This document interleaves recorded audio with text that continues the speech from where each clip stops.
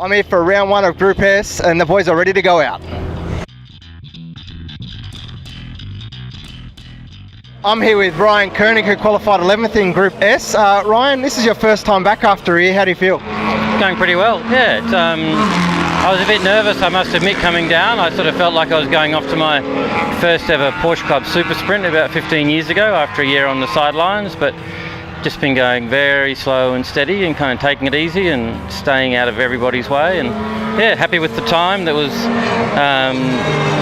pretty close to what I was doing here yesterday, pretty close to what I was doing a year ago. So yeah, pretty cool. Nice hit out before Phillip Island.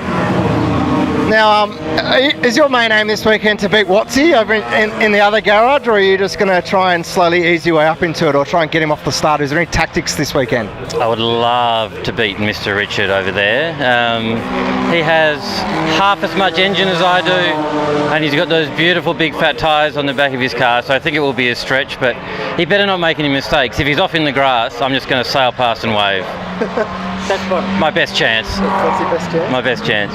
Now, can you explain to the viewers, have you actually done any other racing bar Group S, or this is it? Yeah, I did. I started out like a lot of people going to super sprints in the Porsche Club. I then caught the rallying bug. I did Target Tasmania several times. I did Classic Adelaide about a dozen times. Buller, all the big tarmac rallies in a similar car to this, but with a lot more power and a lot more wheels. And then I ran that car at a few Prod Sports events, and it didn't really suit it very well. And that was about the time a lot of the guys I knew from tarmac rallying were transitioning into Group S. This car was actually built a long time ago, logbooks for Group SB.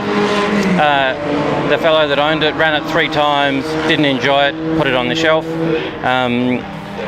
A very bizarre deal occurred involving several cars changing hands simultaneously, and I ended up with this car to run in Group SB probably 3 or 4 years ago.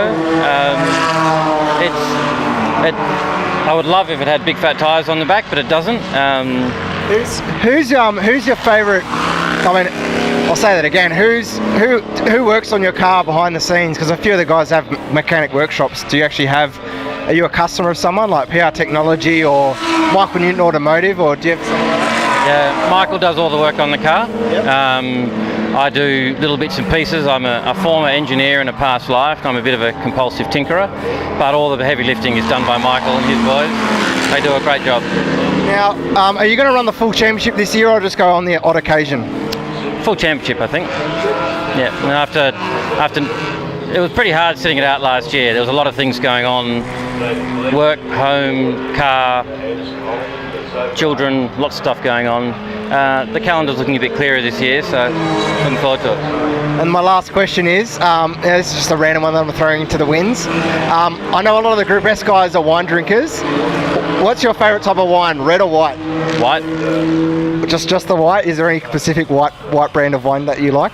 I would go with Riesling Chain of Ponds. Thanks for the interview.